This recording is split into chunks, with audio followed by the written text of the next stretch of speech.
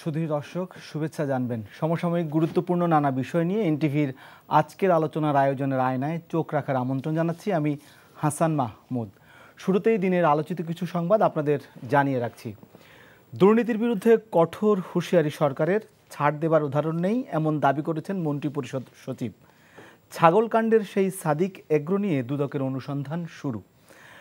এদিকে ভারতের সাথে চুক্তি দেশকে পরনির্ভরশীল রাষ্ট্রে পরিণত করবে এমন অভিযোগ করেছেন বিএনপি মহাসচিব মির্জা ফখরুল ইসলাম আলমগীর। অন্যদিকে আওয়ামী লীগ সাধারণ সম্পাদক ওবায়দুল কাদের বলেছেন, চুক্তি নয়, এগুলো সমঝোতা স্মারক হয়েছে।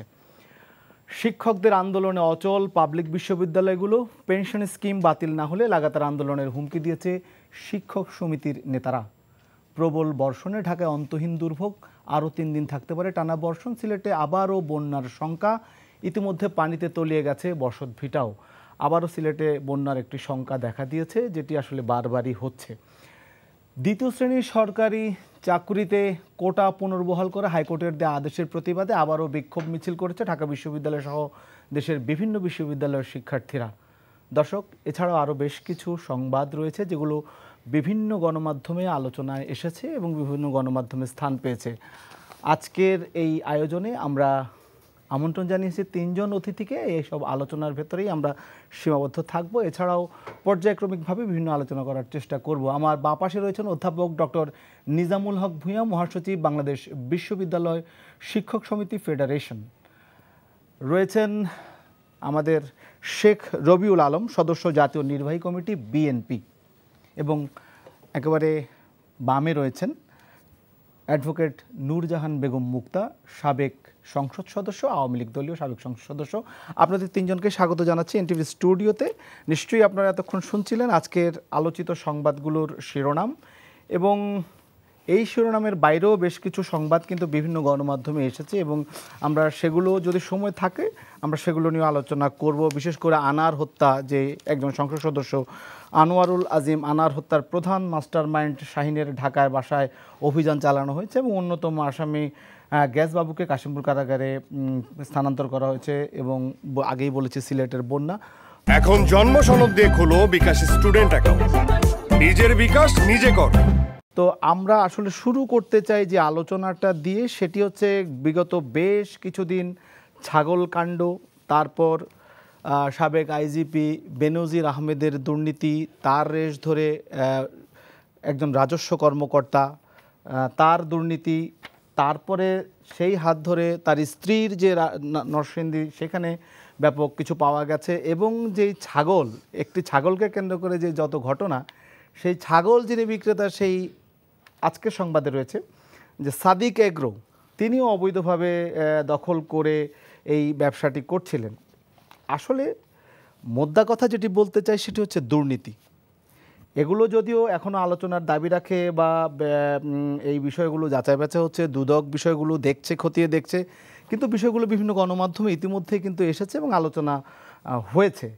আমি যদি একটু বলতে চাই, এগুলোর রেশ ধরে আজকে একটি মন্ত্রিপরিষদের বৈঠক ছিল এবং সচিব কিন্তু বরাবরই যে আলোচনাটি করতে চাই সেটি হচ্ছে যে তিনি বলেছেন যে দুর্নীতির বিরুদ্ধে সরকার কঠোর, ছাড় দেবার উদাহরণ নেই এমন দাবি করেছেন তিনি। আমরা চাই যে দুর্নীতির বিরুদ্ধে আসলে সরকারের কঠোর অবস্থানই মানুষ চায়, সাধারণ মানুষ, এবং সেটি আমার প্রশ্ন একটু, যেহেতু বিরোধী দলের একজন রয়েছেন জনাব রবিউল আলম রবি, শেখ রবিউল আলম, আপনার কাছে একটু জানতে চাই যে তিনি সচিব বলেছেন এটি ভালো যে ছাড় দেওয়ার উদাহরণ নেই, দুর্নীতির বিরুদ্ধে সরকার কঠোর দুর্নীতির বিরুদ্ধে, কিন্তু এরপরেও এই কঠোরতার ভেতরে যদি 15 বছরের সরকার, এর ভেতরে আবার কঠোরতার ভেতরেই কিন্তু এই ঘটনাগুলো বেরিয়েছে। এই কঠোরতার ফাঁকগুলি, এই ঘটনাগুলো কিভাবে ঘটতে পারে? ধন্যবাদ আপনাকে, ধন্যবাদ প্রিয়দী সহলোচক, যদি কঠোর এবং এই মুহূর্তে যারা এনটিভির সাথে যুক্ত আছেন। দুর্নীতির বিরুদ্ধে সরকার জিরো টলারেন্স বাই কঠোর, এই কথাগুলি সম্পূর্ণ ভিত্তিহীন। এই কারণে ভিত্তিহীন যে সরকারটিকে আপনি ক্ষমতায় দেখছেন, সে এক ধরনের রাজনৈতিক দুর্বৃত্তায়নের মাধ্যমে ক্ষমতায় এসেছে বা আছে। এই যে রাষ্ট্রীয় প্রতিষ্ঠানের প্রধান হিসেবে ইতিমধ্যে আলোচিত দুর্নীতিবাদ যারা, আপনি সাবেক সেনাপ্রধানের কথা বলতে পারেন, পুলিশের আইজিপির কথা বলতে পারেন, রাজস্ব কর্মকর্তা, তিনিও কিন্তু একটা গুরুত্বপূর্ণ জায়গায় থেকে রাষ্ট্রীয় প্রতিষ্ঠানে দায়িত্ব পালন করেছেন। তারা দেরকে কেন নিয়ন্ত্রণ করা যাচ্ছে না? তারা কেন স্বচ্ছ এবং ধরেন দায়বদ্ধ থেকে ফাংশন করছে না? কেন তারা ক্ষমতার অপব্যবহার করছে? কেন তারা অবৈধ সম্পদ লুটপাট করছে অবাধে? এর কারণটা হচ্ছে সরকার ক্ষমতায় থাকতে গিয়ে এই সমস্ত রাষ্ট্রীয় প্রতিষ্ঠানের প্রধান কর্মকর্তাদের দ্বারস্থ হয়েছেন, যার বিনিময়ে অনির্বাচিতভাবে ক্ষমতায় থাকতে এই সমস্ত রাষ্ট্রীয় প্রতিষ্ঠানের কর্তা ব্যক্তিরা দ্বারস্থ হয়েছেন বলতে কি আপনি মানে তাদের সহযোগিতা নিয়েছেন বা এরকম প্রয়োজন হয়েছে? আপনি নির্বাচনের নামে কেন সেটার প্রয়োজন হয়েছে? বিরোধী দলকে দমন করবেন, নিধন করবেন। আচ্ছা, প্রশাসনের কর্মকর্তা দিয়ে ভোট ব্যবস্থাপনা করে নিজের জয় নিশ্চিত করবেন। নৌকা মার্কা উইন করানোর দায়িত্ব নির্বাচন কমিশন এবং আইন শৃঙ্খলা রক্ষার বাহিনীর উপর দায়িত্ব দিয়ে দেবেন। তাদের দ্বারস্থ হয়ে যখন আপনাকে ক্ষমতায় থাকতে হয়, তখন ওইসব কর্মকর্তারা মনে করে যে সরকারকে যেভাবে তারা ক্ষমতায় রেখেছে তাতে হাজার কোটি টাকা দুর্নীতি করা তারা ডিজার্ভ করে। আবার ধরেন আওয়ামী লীগের নেতা কর্মী, মন্ত্রী, এমপি যারা ক্ষমতায় আছেন, তাদের বিরুদ্ধে লক্ষ কোটি টাকা যখন দুর্নীতি করার অভিযোগ ওঠে অথবা দেখা যায় যে লক্ষ কোটি টাকার দুর্নীতি তারা করছে, তখন ওইসব কর্মকর্তারা মনে করেন যে আমাদের দ্বারা গঠিত সরকার বা আমাদের সাহায্যে যে সরকার গঠিত হয় তার কাছ থেকে সেই সরকারের অধীনে তাদের কোনো দায়বদ্ধতা থাকে না, জবাবদিহি থাকে না। এবং আওয়ামী লীগের নেতারা লক্ষ কোটি টাকা দুর্নীতি করতে পারলে রাষ্ট্রীয় প্রতিষ্ঠানের প্রধান যারা সরকারকে মানে আপনার ক্ষমতা থাকতে সহযোগিতা করেছে, তারা কয়েক হাজার কোটি টাকা দুর্নীতি করবে, এটা তো তাদের অধিকার। রাষ্ট্রে যখন এই পরিস্থিতি বিরাজ করে তখনই কিন্তু দুর্নীতির মহা উৎসব চলে। আপনি আমাকে বলতে পারবেন যে সরকারটি আছে, তারা মেম্বার অফ পার্লামেন্ট যারা হয়েছে, দ্বাদশ জাতীয় সংসদ নির্বাচনে তারা সম্পদের হিসাব দাখিল করেছে। কারো 2000 গুণ, কারো 3000 গুণ, তারা 4000 গুণ, একজনের বেড়েছে 6000 গুণ, সিরাজগঞ্জে কোনো এক মেম্বার অফ পার্লামেন্টের। এখন জন্ম সনদ দিয়ে খোলো বিকাশ স্টুডেন্ট অ্যাকাউন্ট। নিজের বিকাশ নিজে কর। 5 বছরে ক্ষমতায় থেকে যদি সম্পদ এরকম হাজার হাজার গুণ বাড়ে, এটা যদি প্রমাণিত হয়, সেই সরকারের অধীনে রাষ্ট্রীয় কর্মকর্তারা যারা দায়িত্ব পালন করছে তারা দুর্নীতি থেকে বিরত থাকবে, এটা প্রত্যাশা করা যায়? প্রত্যাশা করার কোনো সুযোগ নেই। কিন্তু যাদের বিরুদ্ধে দুর্নীতির অভিযোগ, এই যে মতিউর রাজস্ব বিভাগে, তিনি বলেছেন যে তখনকার সাইফুর রহমানের বেডরুম পর্যন্ত তার যাতায়াত ছিল, বা এরপরে যে SM কিবরিয়া তার বেডরুম পর্যন্ত তার যাতায়াত ছিল। আসলে কি দুর্নীতিবাজরা কি সবসময় আশ্রিত হয়েছে কিনা, এটাকে কিভাবে বলবো? দুর্নীতিবাজ তো দুর্নীতিবাজই, কিন্তু এটা সরকারের নেচারের উপর নির্ভর করবে। আমাদের সময় আমি দায়িত্ব নিয়ে বলছি, আপনি বলেন মতিউর রহমানের যে সম্পদ তার কোনটি বিএনপির আমলে তিনি অর্জন করতে সক্ষম হয়েছেন? তিনি দাবি করেছিলেন তিনি যেতেন, হ্যাঁ, রাজস্ব কর্মকর্তাকে অর্থমন্ত্রীর কাছে যেতে হতেই পারে, কিন্তু দেখবেন যে 15 বছরে তারা দুর্নীতির মহোৎসবটা করেছে, সম্পদের যে পাহাড় করেছে এই গত 15 বছরে। আমাদের সময়ে আমরা জনগণের ম্যান্ডেট নিয়ে ক্ষমতায় ছিলাম, সরকারি কর্মকর্তাদের প্রতি আমাদের বিশেষ কোনো দুর্বলতা ছিল না, তাদের সহায়তায় আমাদের ক্ষমতা থাকতে হয়নি, যার ফলে এই রাষ্ট্রের দুর্নীতির মানে যে সমস্ত কর্মকর্তারা এখন যে অভিযোগ উঠছে, আমাদের আমলে দুর্নীতি করার কোনো সুযোগ তাদের ছিল না, তাদের দায়বদ্ধতা ছিল, তাদেরকে জবাবদিহি থাকতে হয়েছে, আমাদের বিশেষ কোনো দুর্বলতা ছিল না। আপনি কি বলতে পারবেন যে বিএনপির আমলে আপনার রাষ্ট্রীয় ক্ষমতায় থেকে কেউ এইভাবে দুর্নীতি করেছে তার কোনো প্রমাণ আপনি বিএনপির আমলে আপনি বলতে পারবেন? নিশ্চয়ই আপনি বলতে পারবেন না। আপনি এখন যান, এখনকার যে দুর্নীতি 13 লক্ষ কোটি টাকা পাচার, রাইট অফ ধরলে 4 লাখ কোটি টাকা ব্যাংক থেকে কারা নিয়ে গেল? সবাই জানে যে ঋণ খেলাপিগুলি কারা, তাদেরকে নিয়ন্ত্রণ করা গিয়েছে, তাদেরকে আপনার শাস্তির আওতায় আনা গিয়েছে। এবং দেখেন PK হালদার বলেন, আপনি আমাদের ওখানে একজন আমজাদ হোসেন বলেন, আপনার সাউথ ইস্ট ব্যাংকের চেয়ারম্যান ছিলেন, 2000 কোটি টাকা নিয়ে আমেরিকাতে চলে গেলেন। এই যে যেভাবে অর্থ নিয়ে নির্বাধায় আপনি দেশের বাইরে চলে যেতে পারছে, আপনি বেনজির সাহেব চলে গেলেন তো মতিউর রহমানের কোনো ট্রেস নাই, সরকার দায়িত্ব নিয়ে তাদের পার করে দিচ্ছে।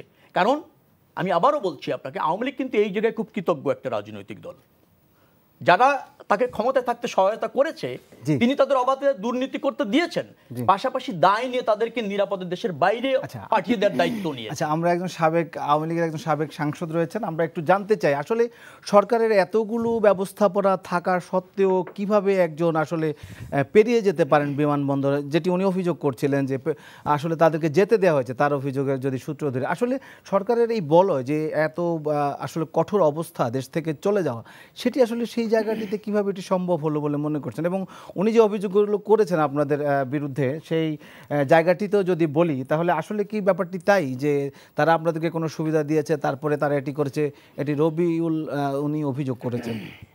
ধন্যবাদ আপনাকে, ধন্যবাদ যারা আলোচক আছেন এবং NTVর দর্শক যারা দেখছেন শুনছেন, সবাইকে শুভেচ্ছা সালাম। দেখুন, গ্রামাঞ্চলে একটা প্রবাদ আছে, ওই চালুনি আছে না, চালুনি সুইকে বলে সুই তোর পিছনে ফুটো, অথচ চালানোর পিছনেই কিন্তু অসংখ্য ফুটো। ঠিক আছে, এখন শেখ রবিউল আলম সাহেবের বক্তব্য শুনে কিন্তু আমার সেটাই মনে পড়ছে। দেখুন, উনি বলেছেন, ওনাদের আসলে নিজেদের আয়নায় চেহারাটা দেখা উচিত। আমার প্রথম বক্তব্য হচ্ছে, তুমি অধম বলি আমি উত্তম হইব না কেন? বিএনপির আমলে আমরা যে দুর্নীতির মহোৎসব দেখেছি, পাঁচবার আমাদের বাংলাদেশকে চ্যাম্পিয়ন করেছে সারা পৃথিবীর বুকে, হ্যাঁ, দুর্নীতিতে শীর্ষস্থানে নিয়েছে, সেটা বিএনপির কারণে। এবং আমি বলতে বাধ্য হচ্ছি যে 2002-2003 অর্থবছর থেকে 2006-2007 অর্থবছরে 1,33,14,710 টাকা কালো টাকা সাদা করেছেন বেগম খালেদা জিয়া। কত টাকা জরিমানা দিয়ে? তিনি এই জন্য 33,87,000 টাকা জরিমানা দিয়েছিলেন। এবং বেগম জিয়ার যে তখন উনি প্রধানমন্ত্রী, ওনার যে অর্থমন্ত্রী ছিলেন সাইফুর রহমান, উনিও কিন্তু কালো টাকা সাদা করেছেন জরিমানা দিয়ে। এই হলো ওনাদের রাষ্ট্র পরিচালনার নিয়ম নীতি। ওনাদের আমলে 400 সুটকেস নিয়ে এসে সৌদি আরবে গমন, ওনাদের আমলে হাওয়া ভবন খাওয়া ভবন সৃষ্টি করা হয়েছে, ছায়া সরকার ছিল। এবং তারেক জিয়া, কোকো রহমান হাজার হাজার কোটি টাকা লোপাট করেছে, বিদেশে পাচার করেছে, যেগুলা কিনা FBI এসে সাক্ষ্য দিয়ে গেছে বাংলাদেশে, আবার কিছু অর্থ ফেরতও এসেছে সিঙ্গাপুর থেকে। এটা কিন্তু এখন কারো অজানা না। ওনাদের আমলের যিনি প্রধানমন্ত্রী ছিলেন বেগম খালেদা জিয়ার বিরুদ্ধে এখন এতিমের টাকা আত্মসাৎ এবং জিয়া অরফানেজ ট্রাস্ট এবং জিয়া চ্যারিটেবল ট্রাস্টের আত্মসাতে উনি কিন্তু সাজাপ্রাপ্ত, এবং ওনার ছেলেও কিন্তু সাজাপ্রাপ্ত, এখন বিদেশে আছেন। ওনাদের টপ দুর্নীতির একদম শীর্ষে, ওনাদের শীর্ষ নেতৃত্ব দুইজনই তো পুরোপুরি দুর্নীতিবাজ। তা ওনারা যখন দুর্নীতির বিরুদ্ধে কথা বলে তখন ওই হাসি ছাড়া আর কিছুই পায় না। এখন আমি আপনাকে যে কথাটা বলবো, দেখুন আজকে বাংলাদেশে যে দুর্নীতির কথা উঠেছে এবং বলা হচ্ছে একটি ছাগলকে ঘিরে একেবারে অনেকে, ছাগলকে ঘিরে, ঠিক আছে, আমাদের যে বর্তমান আওয়ামী লীগ সরকার দুর্নীতি, মাদক এবং জঙ্গিবাদ বা সন্ত্রাসবাদ, এই তিনটার বিরুদ্ধে জিরো টলারেন্স ঘোষণা করেছেন। এবং এই 15 বছরে আপনি দেখবেন, এখন 16তম বছর চলছে, এক নাগাড়ে 4 মেয়াদে ক্ষমতায় আছে। আপনি দেখবেন যে আওয়ামী লীগের আমলে শুধুমাত্র দুর্নীতি করে কেউ পার পায়নি। যার বিরুদ্ধে অভিযোগ উঠেছে আওয়ামী লীগ সেটা মানে একদম কঠোর হস্তে সেটা দমন করার জন্য যে সেটা বিচার হবে, তাকে বিচারের মুখোমুখি করানো হয়েছে। কিন্তু জাতীয় পার্টির ক্ষমতা ছিল, বিএনপি ক্ষমতা ছিল, তাদের আমলে কিন্তু এরকম হয়নি। তাদের আমলে তো ধরাছোঁয়ার বাইরেই ছিল দুর্নীতিবাজরা। শেখ হাসিনার আমলে শেখ হাসিনা দুর্নীতিকে প্রশ্রয় দিচ্ছে না বলেই আজকে আমরা এগুলো জানতে পারছি। কিন্তু ওনাদের আমলে দুর্নীতির মহোৎসব হয়েছে। হাওয়া ভবন নামে যেই ছায়া সরকার ছিল, সেই সরকারের দুর্নীতির কথা কে না জানে। এখন আমি আপনাকে বলি, দেখুন ওনারা বলেছে ওনারা নাকি রাষ্ট্রযন্ত্র, আওয়ামী লীগ নাকি রাষ্ট্রযন্ত্রকে ব্যবহার করছে। আওয়ামী লীগ রাষ্ট্রযন্ত্রকে ব্যবহার করছে না। যারা রাষ্ট্রীয় পদে ছিলেন, যাদের বিরুদ্ধে দুর্নীতির অভিযোগ উত্থাপিত এসেছে, অবশ্যই সেটা তদন্ত হচ্ছে এবং হবে। কিন্তু তারা দেশ ছাড়তে পারলো না, কিভাবে? তারা দেশ ছাড়ছে কি আমি আপনি দেখেছি? এটা তো সবাই অনুমান নির্ভর কথা বলতেছে। কে দেখেছে? সেই ফুটেজ আছে, বিভিন্ন জায়গাতে এই সংবাদটি এসেছে। সংবাদটি এরকম তো বহু সংবাদই আসে, কিন্তু আমরা কি কেউ জানি?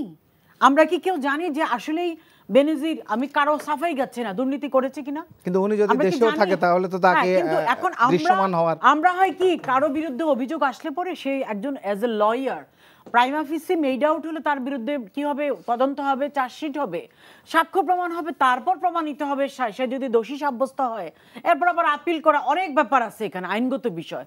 সেই পর্যন্ত তো দণ্ড না দেওয়া পর্যন্ত কাউকে আমরা অপরাধী বলতে পারছি না। এখন যদি বেনজির সাহেব দোষী হয়, ওনার বিরুদ্ধে তো মামলা অবশ্যই আছে, তদন্ত হচ্ছে, সেটা প্রমাণ হবে। উনি যদি অপরাধী প্রমাণিত, উনি শাস্তি ভোগ করবেন, সেখানে কোনো ছাড় নাই। না, মতিউরের কথা বলছিলাম। মতিউর রহমান হোক আর যেই হোক, প্রত্যেকের তার নিজের প্রতিটা মামলা তার নিজের গতিতে চলবে, এবং প্রত্যেকে যদি সাক্ষ্য প্রমাণে প্রমাণিত হয় দুর্নীতি করেছেন, সেক্ষেত্রে অবশ্যই সাজা প্রাপ্তি হবে। এখন আমি বলি, দেখুন বিএনপি আমলে বিএনপি যেরকম 21শে আগস্টের গ্রেনেড হামলা ঘটিয়েছে, কিভাবে ডিজিএফআই, এনএসআই, পুলিশ প্রশাসন, আমলা সবাইকে রাষ্ট্রযন্ত্রকে ব্যবহার করে আমাদের মাননীয় প্রধানমন্ত্রীকে হত্যা করার জন্য আমাদের 24 জন নেতাকর্মী মারা গিয়েছে, আইবি রহমান সহ। এরকম ওনারা সবাইকে সেরকমই মনে করেন যে সবাই রাষ্ট্রযন্ত্রকে ব্যবহার করে। আমরা রাষ্ট্রযন্ত্রকে ব্যবহার করি না, কারণ যাদের বিরুদ্ধে দুর্নীতির অভিযোগ উঠেছে, রাষ্ট্র কি তাদেরকে বলেছে তোমরা দুর্নীতি করো? সরকার তাদেরকে বলেছে দুর্নীতি করো? তারা কি আওয়ামী লীগের কেউ? তারা তাদের প্রত্যেকের তারা তারা পদবি এবং তাদের নিজস্ব যোগ্যতা দিয়ে তারা এসেছেন, নিজস্ব যোগ্যতা দিয়ে তাদের পদোন্নতি হয়েছে, তারা যথেষ্ট যোগ্য অফিসার ছিলেন। এখন যেহেতু তাদের বিরুদ্ধে দুর্নীতির অভিযোগ হচ্ছে, এটা বিচারাধীন, এটার বিচার হবে। যদি তারা শাস্তি পায় তাহলে শাস্তি হবে তাদের। এখন জন্ম সনদ দিয়ে খোলো বিকাশ স্টুডেন্ট অ্যাকাউন্ট, নিজের বিকাশ নিজে কর। আমরা জানতে চাই আসলে ডক্টর নিজামুল হক ভূঁইয়া আপনার কাছে, যে যেখানে দুর্নীতির বিরুদ্ধে সরকার কঠোর, সেখানে গত 5 বছর অনেকগুলো দুর্নীতির বিষয় ফাঁক গলে কিন্তু বেরিয়ে আসছে। এর বাইরে হয়তো আরও থাকতে পারে, বিভিন্ন গণমাধ্যমে যেগুলো এসেছে সেগুলো নিয়ে আমরা আলোচনা করছি। বক্তব্য হচ্ছে যে এর ভেতরেও কিভাবে আসলে দুর্নীতি থেকে যাচ্ছে যখন কঠোর অবস্থানে সরকার। হাসান মাহমুদ সাহেব, আপনাকে আমি ইতিমধ্যে আমাদের শেখ রবিউল ওনারা দলীয় পর্যায় থেকে সেটা আলোচনা করেছেন। নুরজাহান বেগম মুক্তা, উনি সাবেক সংসদ সদস্য, উনি যথাযথভাবে বলেছেন। আমি যখন শিক্ষক হিসেবে বলবো, আমরা দুর্নীতিকে ঘৃণা করি, এবং কি আমাদের এবার আওয়ামী লীগের যে নির্বাচনী ইশতেহার সেখানে ছিল দুর্নীতিকে জিরো টলারেন্সে রাখা হবে, এবং কি দুর্নীতি দমন কমিশনকে আরও শক্তিশালী করা হবে। এর আলোকে আমরা দেখেছি যে আপনারা বেনজির সাহেবের কথা এনেছেন, তারপর আজিজ সাহেবের কথা এসেছে, তারপরে আপনার সম্প্রতি মতিউর রহমান সাহেবের কথা এসেছে, ছাগলকাণ্ডের আপনার যিনি ইমরান, ওনার কথা এসেছে।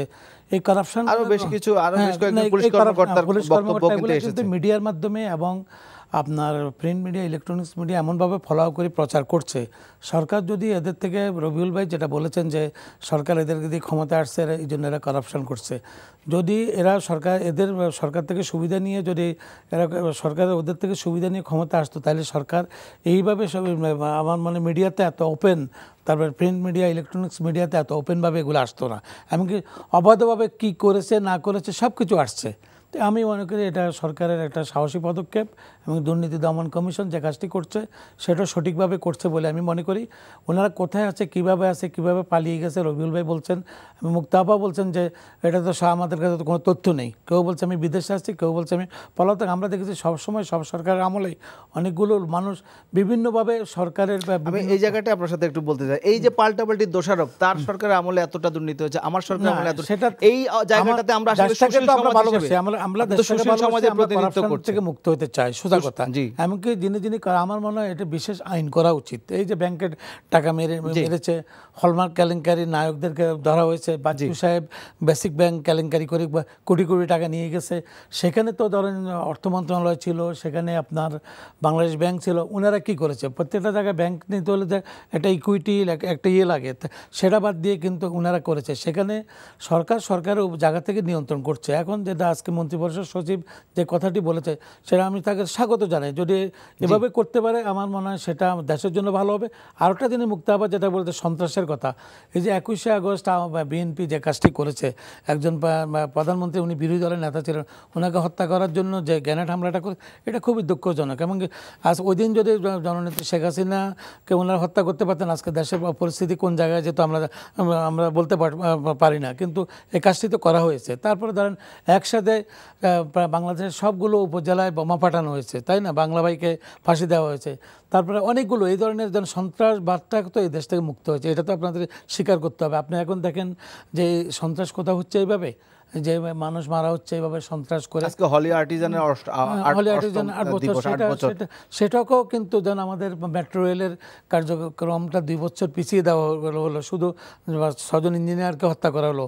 এটাও একটা আন্তর্জাতিক একটা ষড়যন্ত্র ছিল। আমি মনে করি যে যদি মেট্রো রেল এদেশে না করা যায়, আজকে দেখেন মেট্রো রেলে আমাদেরকে ধারণ ক্ষমতা বলা হয়েছিল 60,000 লোক পার ডে চলাচল করবে, এখন আমাদের কিন্তু 3 লক্ষ লোক যাতায়াত করে। মনে হচ্ছে মানুষ এখন, এই যে আপনি মিরপুর রোড থেকে আপনি মতিঝিল পর্যন্ত দেখেন, আমি নিজেই এখন যদি উত্তরা যেত আমি মেট্রো রেলে উঠেছি। আপনাদের মিডিয়াতে আসতে গেলে আমি ওই দিন 8 টিভিতে আসবো, আমি আসতে যেতে উঠে আমি মেট্রো রেলে করে টিএসসি থেকে এখানে চলে আসছি।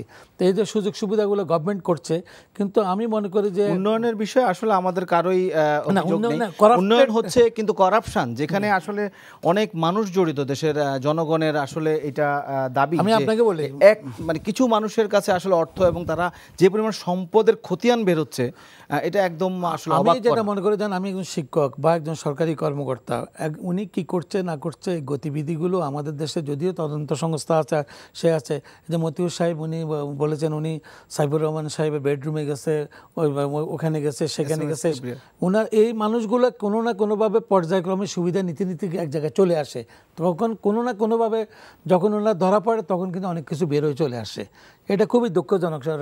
মানে আমার মনে হয় যে ওনার ছবি নিলে উনি না আরো অনেকেই, উনি তো যেই কোনো খাতে দুর্নীতিকে আসলে উনি তো অনেকগুলো দেখি যে উনি ট্যাক্স দিয়েছে সে দিয়েছে, উনি শেয়ার বাজার করেছে, ওখান থেকে উনি হয়তো টাকা অর্জন করেছে। কিন্তু অনেকে যে কোনো ব্যাংক তার কিছুই নেই, তা সে লোকটিকেও আমরা দেখতে পাচ্ছি যে এমনভাবে টাকার মালিক হয়ে গেছে। একজন ক্লার্ক, একজন পিয়ন, দেখা যাচ্ছে সে অনেকগুলো হঠাৎ করে ধরা পড়লে আমরা দেখেছি কক্সবাজার একজন পুলিশের ওসি কি করেছে, সেখানে কি ডিসি ছিলেন না, সেখানে কি অন্য অন্য সংস্থাগুলো ছিল না, এসপি ছিলেন না, তাই ওখানে সংসদ সদস্যরা ছিল না, সবাই স্ব জায়গায় দায়িত্ব রয়েছে, সেই দায়িত্বগুলো পালন। একটি ঘটনা যখন ঘটে যায় তখন অন্য ঘটনাগুলো তো পর্যায়ক্রমে চলে যায়, তার সাহস বেড়ে যায়। সেখানে সংসদ সদস্যরাও আমার মনে হয় কম বেশি দায়ী না, আমি মনে করি। মানে হচ্ছে যে দোষারোপের জায়গাটা থেকে দুর্নীতিকে আসলে নির্মূল করাটাই সব সরকারেরই ব্রত হওয়া উচিত বা মোটো হওয়া উচিত। হ্যাঁ, নিশ্চয়ই। আমরা শেখ রবিউল আলমের কাছে একটু যাচ্ছি। একটি বক্তব্য এসেছে যে জঙ্গির বিষয়ে কথা বলছিলেন, এবং আজকে হলি আর্টিজানের 8ম বার্ষিক, 8 বছর, এবং আজকে বিএনপি মহাসচিব একটি বক্তব্য দিয়েছেন যে তাকে প্রশ্ন করা হয়েছিল এই বিষয়ে। তিনি বলেছেন যে জঙ্গির বিরুদ্ধে বিএনপি কাজ করেছে, বাংলা ভাই বা এর আগে তারা ধরেছে। বক্তব্যটা তিনি যেটি দিয়েছেন যে সরকার জঙ্গির কথা বলে আপনাদের নেতা কর্মীদের বিরুদ্ধে এক ধরনের দায় চাপাতে চায় বা আপনাদেরকে ধরার জন্য ওই ধরনের একটা কৌশল এটাকে ব্যবহার করছে। ব্যাপারটি কি আপনারা মাঠ পর্যায়ে যারা আছেন, ব্যাপারটি কি আপনারা এরকম পেয়েছেন আপনাদের মহাসচিব যে অভিযোগটি করেছেন? ধন্যবাদ। বা জঙ্গির বিরুদ্ধে বর্তমান অবস্থা আমি একটু স্মরণ করিয়ে দিই আপনাকে। বাংলাদেশে প্রথম জঙ্গিবাদের উত্থান কখন হলো? 1999 সালের 9 জুন যশোরের উদিচিতে হামলা, তারপর রমনার বটমূল, তারপর হচ্ছে গোপালগঞ্জের নানিয়াচর। শুরু হলো কখন? আওয়ামী লীগের আমল। আওয়ামী লীগ তখন ক্ষমতায়। আচ্ছা, আমাদের আমলে 63 জেলায় বোমা ফেটেছে, ঠিক আছে। আমরা শায়েখ আব্দুর রহমান বাংলা ভাইকে ধরেছি। 21 আগস্টের গ্রেনেড হামলার কথা এসেছে না, 21 আমাদের গণতন্ত্র তো আছে, সেটা জঙ্গিবাদের একটা ব্যাপার। আমরা কিন্তু ধরেছি তাদেরকে। এই মুফতি হান্নানকেও আমরা গ্রেপ্তার করেছি, আমাদের সরকারকে গ্রেপ্তার। শায়েখ আব্দুর রহমান এবং বাংলা ভাইকে সর্বোচ্চ শাস্তি দিয়েছি। এখন আসেন ইন্ডা ক্ষমতায় আসার পর হলি আর্টিজান ঘটেছে না, তাবেলা হত্যাকাণ্ড ঘটেছে, মন্দির পুরোহিত হত্যা হয়েছে, মসজিদের ইমাম হত্যা হয়েছে, প্রকাশক হত্যা হয়েছে, ব্লগার হত্যা হয়েছে, ব্লগারের ঘটনা ঘটেছে। শাহবাগে একেবারে সিরিজ ভাবে জঙ্গিবাদ প্রতিষ্ঠিত হয়েছে, এটা তো ওনাদের আমলে হয়েছে। বিক্ষিপ্তভাবে দুই একটা ঘটনা আমি বলছি এই সরকারের ক্ষমতা আসার পর এটা বিক্ষিপ্ত হবে। হলি আর্টিজান বিক্ষিপ্ত ঘটনা না, হলি আর্টিজান তালেবান হত্যা বিক্ষিপ্ত ঘটনা। উনি বলছেন এই যে প্রকাশকের মারলেন, মসজিদের ইমাম মারলেন, মন্দিরের পুরোহিত মারলেন, এটা আন্তর্জাতিক চক্রান্তের একটা অংশ মনে করি আমরা। এখন ঘটলো কাকে? শুরু হলো আওয়ামী লীগের আমলে, বিস্তৃত পেল আওয়ামী লীগের আমলে। আসলে আমাদের আমলে যেটা হয়েছে সেটা আমরা নিয়ন্ত্রণ করেছি, গ্রেপ্তার করেছি, আইনের আওতায় এনেছি। আমাদের তো আন্তরিকতা এবং চেষ্টার কোনো অভাব ছিল না। বিস্তৃত তো উনাদের আমলে হয়েছে। উনারা তো জঙ্গিবাদ কোনো দায়ী নিতে চান না। শুরু হলো উনাদের এখানে চেষ্টা করছেন। আমরা তো দমন করতে পেরেছি, আওয়ামী লীগ আবার থাকছেন। তো জঙ্গিবাদ আমাদের উপর কেন চাপান? ঘটনা ঘটছে শুরু হলো আপনার আমলে, তাদের সময় তারা দমন করেছে, এটা তারা বলছে। হ্যাঁ, বলেন যে এটা একটা সমস্যা, প্লিজ আপনি এটা বলেন যে এটা একটা সমস্যা, এটা একটা বড় সমস্যা, আপনাদের আমলে আছে, কেন আমাদের উপরে চাপান? সেটা লোক সমস্যা। বিষয়টা চাপা চাপা উনি বলে এটা সবার জন্য ক্ষতিকর। এভাবে চাচ্ছিলাম না। 21 আগস্ট ঘটনা বিএনপি ঘটিয়েছে, উনি বলে দিলেন। 21 আগস্ট ঘটনার সাথে বিএনপির সম্পর্ক কই? বিএনপি ক্ষমতায় ছিল, তদন্ত করেছে, একটা বিশ্বাসযোগ্য তদন্ত শেষ করতে পারেনি। আচ্ছা, আপনি বিশ্বাসযোগ্য তদন্ত করতে পারেননি বিদায় হত্যা আপনি করেছেন। সেটা হলে বিডিআর হত্যাকাণ্ড ইনাদান আমলে হয়েছে, এই দায় সরকার নেবেন? সাগররুনি দায় সরকার নেবেন? যত গুম হয়েছে, যত আনঅথরাইজড কিলিং হয়েছে, আইন শৃঙ্খলা রক্ষাকারী বাহিনীর হেফাজতে যা হত্যা হয়েছে, সরকার নেবেন দায়? সরকার আমলে যদি ঘটে থাকে নিশ্চয়ই তা নেবেন না। আমাদের আমলে 21 আগস্ট ঘটনা ঘটেছে, দুঃখজনক ঘটনা। এটা রাজনীতির জন্য বড় ক্ষতি ছিল এবং অবিশ্বাস তৈরি হয়েছে, বিভাজন তৈরি হয়েছে। আমরা 1.5 বছরে বিশ্বাসযোগ্য তদন্ত শেষ করতে পারিনি। ইন্টারপোল এসেছে, FBI এসেছে, 1 সদস্য বিশিষ্ট বিচার বিভাগীয় তদন্ত কমিটি করা হয়েছে। এই যে বর্তমান নেত্রী, আওয়ামী লীগের নেত্রী, তার গাড়িটা পর্যন্ত পরীক্ষা করতে দেওয়া হয় নাই, প্রত্যক্ষদর্শী কেউ সাক্ষী দি নাই। ইন্টারপোল, FBI চলে গিয়েছে এখান থেকে সহযোগিতা না পেয়ে। আমাদেরও উদ্যোগ ছিল, হ্যাঁ আমি দায় নেব, যে আমরা বিশ্বাসযোগ্য তদন্তটা শেষ করতে পারিনি। আচ্ছা, আমি আপনাকে বলি 111 সরকার আসলে হুমায়ুন কবির নামে একজন এসপি মামলাটা তদন্ত করেছিল নিরপেক্ষভাবে, 22 জনকে আসামি করেছিল। তিনি বলেছিলেন এটা রাজনৈতিক প্রতিহিংসা না, এটা জঙ্গিবাদের জঙ্গিবাদের এটা একটা জঙ্গি গোষ্ঠীর কাণ্ড। তারা 22 জনকে আসামি করেছে, বিএনপির কোনো দায়িত্বশীল নেতাকে করেনি। উন্ডা 2009 ক্ষমতা এসে 9 থেকে 11 অধিকতর তদন্ত করে রাজনৈতিক প্রতিহিংসা বশত এই মামলাতে আমাদের উপর দায় চাপাতে চেয়েছে। আপনি নিরপেক্ষ তদন্ত করেন না, কোনো আপত্তি নেই। খুব সুন্দর করে বললেন বিএনপির আমলে 5 বার নাকি চ্যাম্পিয়ন হয়েছে। আমি আওয়ামী লীগের মিথ্যাচারে অতিষ্ঠ। বাংলাদেশ প্রথম দুর্নীতিতে চ্যাম্পিয়ন হয় টিআইবি রিপোর্ট অনুসারে 28 জুন 2001, লিখে রাখেন আপনি, তখন আওয়ামী লীগ ক্ষমতায়। অর্থ বছর কত? 1999-2000। তারপর 2000-2001 অর্থ বছরটা প্রকাশ হয়েছে 2002 সালে, অর্থাৎ আওয়ামী লীগের আমলে প্রথম 2 বার দুর্নীতিতে বাংলাদেশ চ্যাম্পিয়ন হয়েছে। তারপর ধারাবাহিকভাবে আমাদের সময় 3 বার হয়েছে, সেখান থেকে আমরা বের করে নিয়ে আসছি। এখনো তো বাংলাদেশের দুর্নীতিতে আফগানিস্তানের পরে সাউথ এশিয়ায় বাংলাদেশের অবস্থান নিয়ন্ত্রণ করেছেন। দুর্নীতির মহা উৎসব চলছে। বেগম জিয়ার কালো টাকার কথা বললেন, আরেকটা কালো টাকার অপ্রদর্শিত আয়তনটা বোঝেন না। বেগম জিয়া আয়কর রিটার্ন করতে পারেননি 111 ওই সময়টাতে, ওই বছর উনি আয়কর রিটার্ন দিতে পারেননি। উনার ইনকাম ট্যাক্স অ্যাডভোকেট, আমি তাকে চিনি, আহমেদ আজম খান, তিনি রিটার্নটা সাবমিট করেনি। না করলে পরবর্তী বছর যখন রিটার্নটা সাবমিট করতে হয়েছে, ওটা অপ্রদর্শিত আয় হয়ে যায়।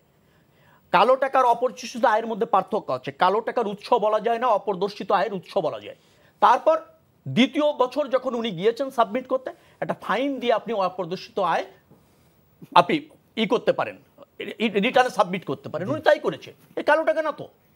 আরে ভাই, আপনারা তো সাবমিটই করেন না। জি, আপনাদের যে অর্থবিত্ত, আমি একটু বলি, 3000 কোটি টাকা মন্ত্রী পাচার করেছে লন্ডন, করেছে না 3000 কোটি টাকা? এই সরকারের মন্ত্রীর বিরুদ্ধে অভিযোগ না? অভিযোগ রয়েছে। আচ্ছা, 527 জন দুবাইতে ধনকুবের হয়েছে না? সিঙ্গাপুরে বসে বিলিয়নম্যান হয়েছে না? এই অভিযোগগুলো না অভিযোগ প্রতিষ্ঠিত।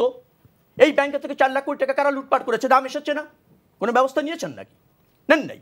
আপনি বেগমপাড়া কাদের বাড়ি, সুইস ব্যাংকে কাদের টাকা, মালয়েশিয়া সেকেন্ড হোম কারা করেছে, ব্যবস্থা নিয়েছেন? ব্যবস্থা নিচ্ছেন না। তার কারণ হচ্ছে এর মধ্যে আপনার প্রত্যক্ষভাবে জড়িত। এই সরকারটাই দুর্নীতিগ্রস্ত সরকার। এর গঠন প্রক্রিয়ায় দুর্নীতি আছে, এর ফরমেশনে দুর্নীতি আছে, এবং এই দেশের মানুষের অর্থবিত্ত লুটপাট করার দায়িত্ব এই সরকার নিয়ে নিয়েছে। বর্তমান প্রধানমন্ত্রী তার এগেইনস্টে 15টি দুর্নীতির মামলা ছিল না? 111 সরকার করেছিল প্রায় 15,000 কোটি টাকার দুর্নীতির মামলা। আদালত থেকে তিনি সেগুলো না 6টা কসমেন্ট করেছেন। রাষ্ট্রপক্ষ, আমি আপনাকে বলি, এবং দুদক তার বিরোধিতা করেনি, আপত্তি জানায়নি। 9টা নির্বাহী আদেশে তুলেছেন। কোনো বিশেষ আদালতে একদিনের জন্য যান নাই। ক্ষমতা গেলে অনেক কথা বলা যায়। আর ব্যক্তিগত ট্রাস্টের মামলা 2,33,33,330 টাকার মামলা, টাকা গচ্ছিত রয়েছে, 3 গুণ হয়েছে। ঠিক আছে, আপনি তার বিরুদ্ধে দুর্নীতির মামলা করে রায় দিয়ে আপনি আজকে 7.5 বছর জেলে রেখেছেন, তার আপনার জামিনের পর্যন্ত অধিকার পাওয়া যায় না, রাজনৈতিক প্রতিহিংসাবশত। আমি একটা কথা বলি, এই যে মায়া সাহেব, মুফাজ্জল হোসেন মায়া, 13 বছরের সাজা হয়েছিল, জামিন পেননি, শেষ করতে হবে। আচ্ছা, এই যে হাজি সেলিম 13 বছরের সাজা হয়েছিল, জামিন পাননি, পেয়েছেন। বেগম খালেদা জিয়া 10 বছরের সাজা, 7.5 বছর হয়েছে, এখন জামিন পর্যন্ত পান না, রাজনৈতিক প্রতিহিংসা শিকার।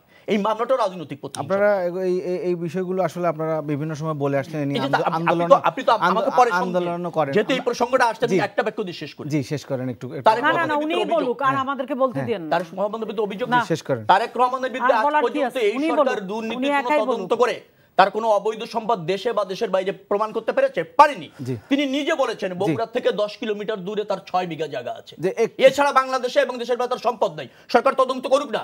সরকার তো 17 বছর ধরে ট্রাই করেছে। আচ্ছা, আমরা তারেক রহমানের বিরুদ্ধে কোনো অভিযোগ প্রমাণ করতে পারেনি দুর্নীতি। আচ্ছা, 1 মিনিট, আমরা একটু মুক্তাপার কাছে যাই। মুক্তাপা, আপনি না, আপনাকে আমি সময় দিচ্ছি, আপনি একটু আগেরবারও কম দিয়েছেন না, এরপর আপনার কাছে আসছে, সময় তো পাবেনই আপনি। আসলে আমরা দোষারোপের রাজনীতিতে বেশি ব্যস্ত। আপনি ওনাকে সময় বেশি দিবেন, আমাকে কম দিবেন, এভাবে তো হবে না। সব সময় তো আমাদের রয়েছে, টক শো তো এখনো শেষ হয়নি। জি, বলুন আপনি। এখন আমি প্রথম যে কথাটা বলবো, দেখুন, দুর্নীতি এমন একটা জিনিস, এটাকে পুরোপুরি নির্মূল করা যায় না, এটাকে নিয়ন্ত্রণে আনা যায়, সেটাই আমরা চাই। আমরা সবাই কিন্তু এটাই চাই। আপনি দেখুন, আমি বলি, এই যে জঙ্গিবাদের কথা উঠেছে, বিএনপির আমলে শায়ক আব্দুর রহমান, বাংলা ভাই, এগুলা নিয়ে অনেক কথা উঠেছে। সারা দেশে বোমা হামলা হয়েছে, জঙ্গি হামলা হয়েছে, বিচার মারা গিয়েছে। তখন বিএনপির নেতারা বলেছিল এগুলো মিডিয়ার সৃষ্টি, বাংলা ভাইদেরকে অস্বীকার করেছিল, শায়ক আব্দুর রহমানকে অস্বীকার করেছিল। অথচ জননেত্রী শেখ হাসিনার আমলে যে জঙ্গিদের বিচার হয়েছে, 7 জঙ্গির ফাঁসি হয়েছে, পরে তারা আপিল করেছে, বিচারটা অন্তত হয়েছে। আর ওনাদের আমলে ওনারা করেছে কি, বলেছে না এগুলো মিডিয়া সৃষ্টি, এগুলো অলিক কল্পনা, এই হলো ওনাদের অবস্থা। আর ওনাদের আমলে কি করেছে, রাষ্ট্রীয় মদদে একজন সাবেক প্রধানমন্ত্রীকে হত্যা করার জন্য গ্রেনেড হামলা করেছে, এবং ওনাদের নেত্রী পার্লামেন্টে গিয়ে বলেছে আমাদের জননেত্রী শেখ হাসিনা কি ব্যাগের মধ্যে করে গ্রেনেড নিয়ে গেছে। এটা বলেছে সেই মনহার এইসব কথা বলতে এখন কষ্ট হয়। এটা পার্লামেন্টে এটা বলা। জিয়াউর রহমানের আমলে তালেবানদেরকে কি করতো, আফগানিস্তান থেকে বাংলাদেশে এনে ট্রেনিং দিত, তখন একটা স্লোগান শুনতাম, তখন আমরা ছোট ছিলাম, আমরা হব তালিবান, বাংলা হবে আফগান। এটা তো জিয়াউর রহমানের সময়কার স্লোগান। তাহলে জঙ্গিবাদের উৎপত্তি কোনখানে ঘটেছে, আমাদের সেদিকে ফিরে তাকাইতে হবে। আজকে ওনারা বড় বড় কথা বলেন, তারেক জিয়া বিদেশে আছে, বিদেশে কি সে চাকরি করে?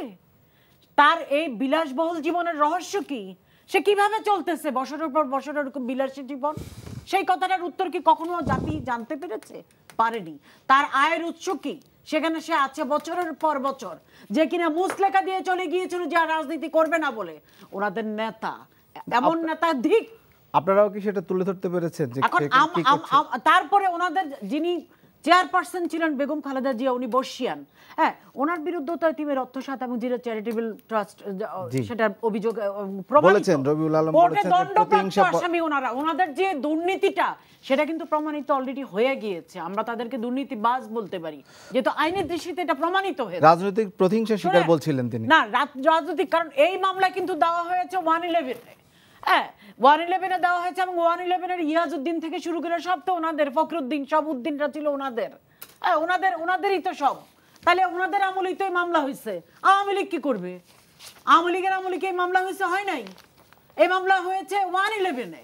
অতএব সেই মামলা বরং বিচার হয়েছে, বরং ওনাদের এটার জন্য ধন্যবাদ জানানো উচিত যে বেগম জিয়ার সাজা হয়েছে, এবং বেগম জিয়ার জন্য ওনারা যা করতে পারেনি, ওনাদের বিএনপির নেতাকর্মী, বিএনপি শীর্ষস্থানীয় নেতারা যা করতে পারেনি তা করেছে জননেত্রী শেখ হাসিনা। কি করেছে? উনি সেটাই বলেছিলেন যে দুপক্ষের বিরুদ্ধে মামলা হয়েছিল 111-এ। উনি 401 ধারায় ফৌজদারি কার্যবিধির ওনাকে সাজা স্থগিত করে বাসায় থাকার সুযোগ করে দিয়েছে শেখ হাসিনা, মানবতার জননী। হ্যাঁ, উনি কিন্তু প্রতিহিংসা পরায়ণ না, অথচ বেগম জিয়া এবং তার ছেলে তারেক জিয়া ওনাকে হত্যা করতে চেয়েছিল 21শে আগস্ট। ওনার শত্রুকে উনি প্রতি মানবতা দেখিয়েছেন, এবং ওনার সাথে কাজের একটা মহিলা ছিল ফাতেমা, যে কিনা কোনো অপরাধ করে নাই, তাকেও পর্যন্ত ওনার সেবা শুশ্রূষার জন্য দিয়েছে, যেটা কিনা একটা ঐতিহাসিক ঘটনা।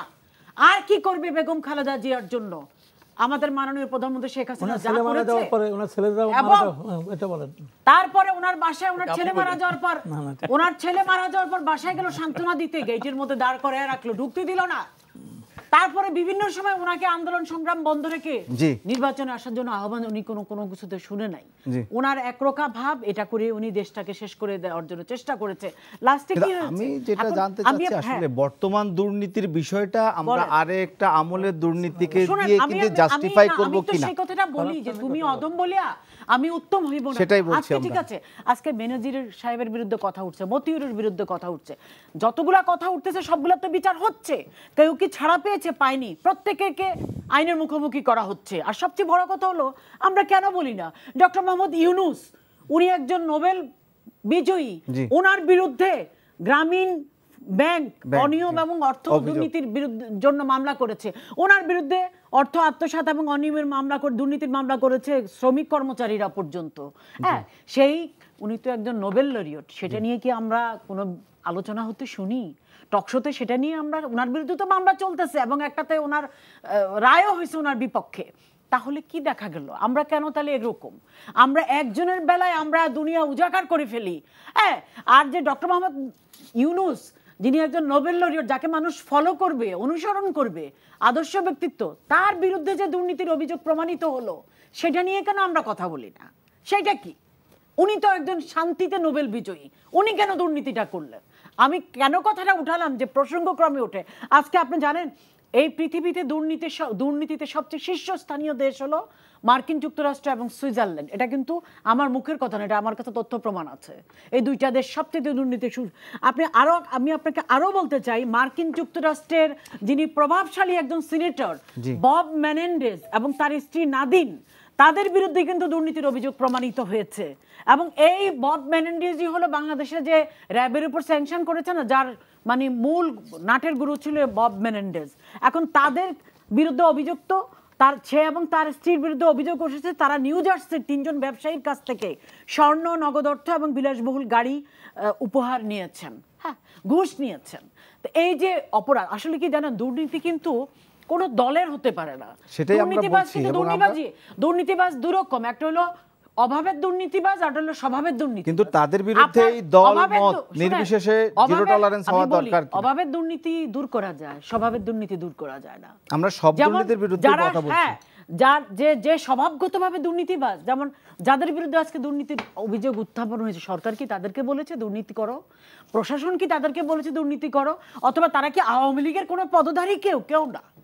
হ্যাঁ, তারা যেই হোক, যদি আওয়ামী লীগের পদধারী, সেটা আপনাদের সাধারণ সম্পাদক বলেছেন যে তারা বেনজির বা যারা আছে তারা আওয়ামী লীগের কেউ নয়। আমাদের মাননীয় প্রধানমন্ত্রী দুর্নীতির বিরুদ্ধে জেহাদ ঘোষণা করেছেন। কিন্তু মন্ত্রী পরিষদ সচিব যখন বলেছেন তখন আমরা কি সামনে ভালো কিছু দেখতে পাবো কিনা সেটাই আপনার কাছে জানতে চাচ্ছি। এখন আমি বলি, শুনেন, এখন আমি প্রথমেই যে কথাটা বলেছি যে এক সময় এই জিনিসগুলো, এখন আমাদের সামাজিক যোগাযোগ মাধ্যম আছে, তারপর সরকার দুর্নীতিকে জিরো টলারেন্স দিয়েছে বলে কিন্তু এই মামলাগুলো হচ্ছে, তদন্ত হচ্ছে, সবাই জানছে। সরকার যদি এগুলোকে ধামাচাপা দিত, সরকার যদি দুর্নীতির বিরুদ্ধে জিরো টলারেন্স না থাকতো, তাহলে তো এগুলো কেউ জানতেই পারতো না। এই যে কারিগরি সম্পদের যে বিষয়টা, সেটা কিন্তু আমাদের মোট অর্থনীতির উপরও এখন আপনি দেখেন যে মূল্যস্ফীতি কোন জায়গায় গিয়ে দাঁড়িয়েছে। এখন আসলে সাধারণ মানুষের তো একটা একেবারে নাভিশ্বাসের জায়গায় পৌঁছেছে অর্থনীতির জায়গাটা। অর্থনীতি, শুনেন, আমি আপনাকে বলি, অর্থনীতি সারা পৃথিবীতেই অর্থনৈতিক মন্দা, রাশিয়া ইউক্রেন যুদ্ধ, পাশাপাশি করোনার পর সারা পৃথিবী যে একটা, মধ্যপ্রাচ্যেও কিন্তু এখন মানে চলতেছে, অস্থিরতা, ইসরায়েলেও চলতেছে। এটা কিন্তু আমাদের ভুলে গেলে চলবে না। আমরা বাংলাদেশে থাকি, সারা পৃথিবীকে নিয়ে আমাদের চিন্তা করতে হবে। সেই কারণেও কিন্তু দ্রব্যমূল্যটা অনেকটা নিয়ন্ত্রণের বাইরে চলে গিয়েছে। সরকার আন্তরিক টাস্ক ফোর্স করেছে যেন এটাকে নিয়ন্ত্রণে আনা যায়। সরকার তো আন্তরিক, কিন্তু আসলে এই জায়গাটাতে কে আছে? আসলে এই যে দ্রব্যমূল্যের বিষয়ে সরকার তো আন্তরিক, তাহলে কেন এটা মানে হাতের নাগালে আসছে না? সেটাও তো একটা প্রশ্ন থাকে। আমরা তো দেখেছি এই যে নতুন বাজেট ঘোষণা হয়েছে, আপনি দেখেছেন, সেখানেও কালো টাকা সাদা করার সুযোগ রাখা হয়েছে। কালো টাকা সাদা যদি না করার সিস্টেম থাকতো, তাহলে বেগম খালেদা জিয়া কিভাবে করতো? অর্থমন্ত্রী সাইফুর রহমান কিভাবে করতো? আজকে যখন এই কথাগুলো উত্থাপন করি, তখন ওনারা এমন ভাবে কথা বলেন যেন এটা খুব একটা পুণ্যের কাজ করেছে বেগম জিয়া। সেটারই ধারাবাহিকতা আপনি যেটা বলছেন। আমরা সেটা বলে, আমরা চাচ্ছি যে অনেক সময় হয় অনেকের অপ্রদর্শিত অর্থ থাকে, সেগুলা দেখা যায় সেটাই বলছিলেন শেখ রবিউল আলম, অপ্রদর্শিত থাকে। কিন্তু অপ্রদর্শিত অর্থ যদি কারো থাকে, সেটা সে তখন দেশের বাইরে চালান করে যায়, এর ফলে সেটা প্রশ্রয় পাবে, আমাদের দেশের টাকা দেশে থাকবে। কিন্তু বেগম খালেদা জিয়া একজন প্রধানমন্ত্রী ছিলেন, ওনার অর্থমন্ত্রী ছিলেন সাইফুর রহমান, ওনারা হলেন ভিভিআইপি। ওনারা কিভাবে এই কাজটা করতে পারলেন, যেটা ওনাদেরকে তো মানুষ ফলো করবে।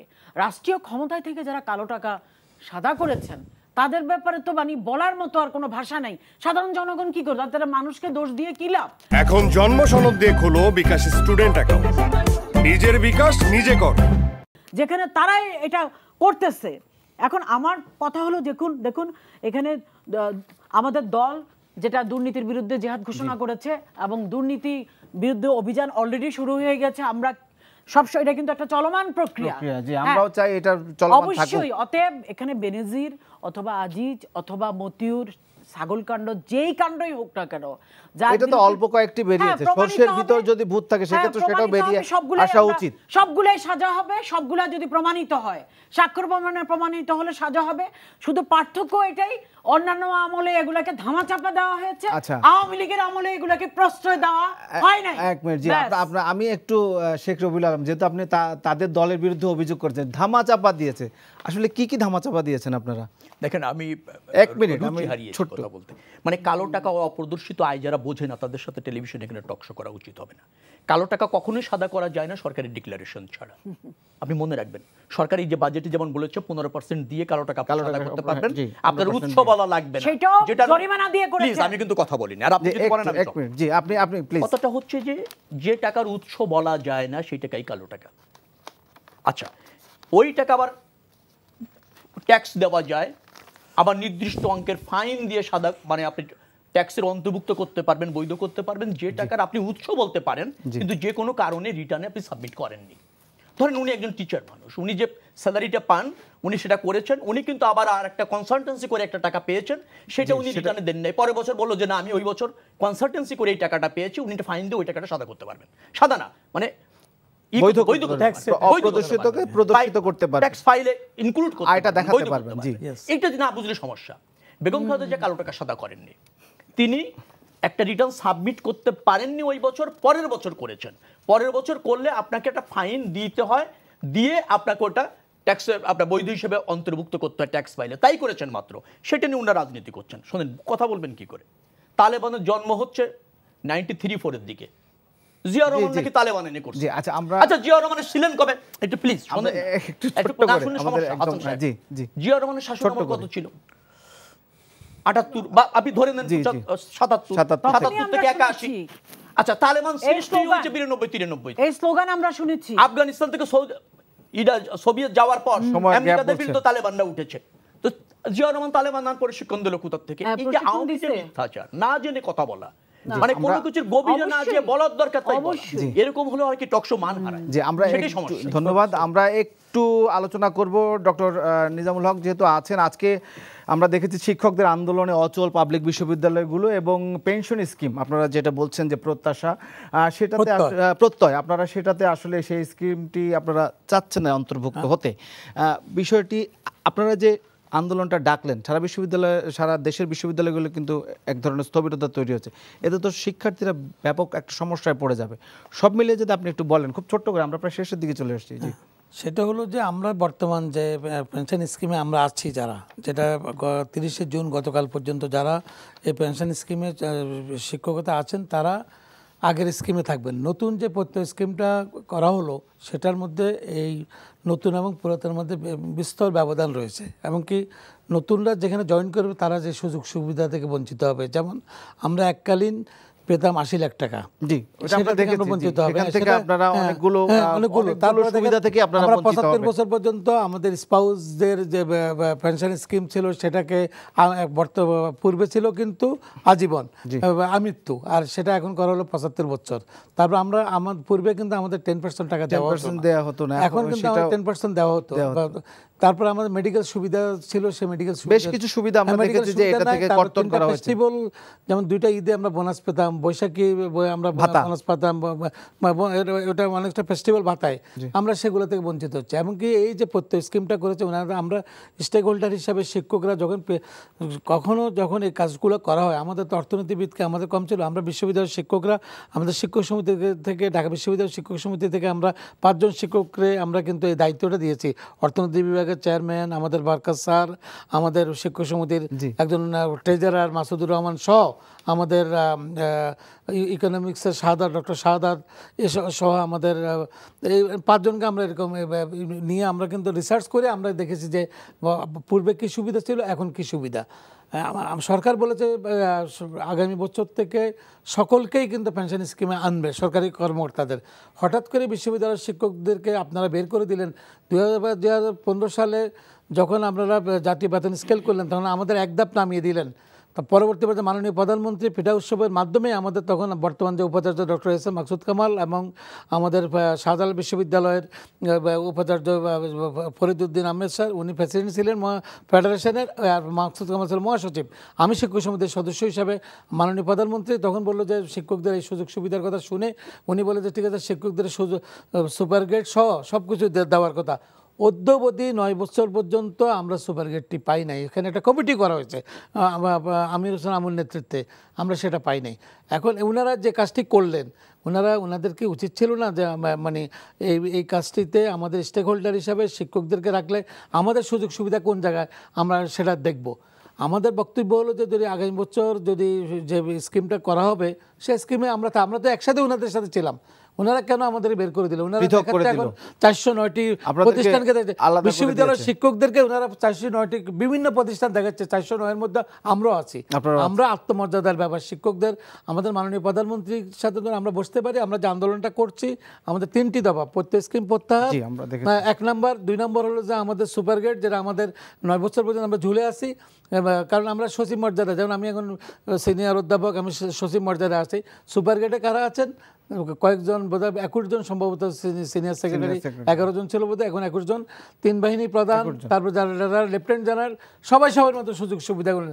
আমরা নিরীহ শিক্ষকরা মনে হচ্ছে যে আপনারা বঞ্চিত হচ্ছেন, এটা আপনাদের মনে হচ্ছে? কারণ আমরা যখন এই কোথাও যাই বসি, আমরা কোনো রাষ্ট্রীয় অনুষ্ঠানে, আমাদের সংসদ সদস্য এখানে আছেন, দেখা যাচ্ছে যে আমাদেরকে দেওয়া হয় অনেক পিছনে, কিন্তু আমরা যদি আমাদের টোকেন, আমাদের 6টা পদ দেওয়ার কথা ছিল, সেই 6টি পদ যদি আমাদের তখন দেওয়া হতো, তাহলে আমরা রাষ্ট্রীয় আচারে আমরা কিন্তু ওই জায়গাটা থাকতেন। ঠিক আছে, কিন্তু এখন যে বিশ্ববিদ্যালয়গুলো অচল অবস্থা বা শিক্ষার্থীরা তো একটা সমস্যায় পড়ে যাবে। করোনা মহামারীর সময় থেকে শুরু করে আমরা 15 সালে যখন আন্দোলন করেছি, আমরা স্পেশাল ক্লাস নিয়ে, পরীক্ষা নিয়ে, আমরা আমাদের ছাত্র, আমাদের সন্তান তারা, জি, আমরা তো ক্লাস বর্জন করার কথা না, আমরা আমাদের আত্মমর্যাদার কারণে আপনাদের দাবির বিষয়ে সুবিবেচনা করলে সেটা আপনারা পুষিয়ে আনতে পারবেন, এটাই বলছেন? অবশ্যই, এটা তো একজন শিক্ষকের কাজ, সেটাই। জি, নিশ্চয়ই। আপনাদের সবাইকে ধন্যবাদ। আমরা শেষ করে ফেলেছি, আজকের অনুষ্ঠানের সময় শেষ। ধন্যবাদ আপনাদের সবাইকে, 3 জন স্টুডিওতে যোগ দিয়েছেন, আপনাদের প্রতি কৃতজ্ঞতা জানাচ্ছি। সুপ্রিয় দর্শক, এই ছিল আমাদের আজকের আয়োজন। এই আয়োজনের আলোচনা থেকে কোনো গুরুত্বপূর্ণ বিষয় গ্রহণ করার থাকলে নিশ্চয়ই সংশ্লিষ্ট কর্তৃপক্ষ সেটি গ্রহণ করবেন, এবং আপনাদেরকে আবারও পরবর্তী কোনো আলোচনায় আমন্ত্রণ জানিয়ে শেষ করছি আজকে রাতে। শুভরাত্রি।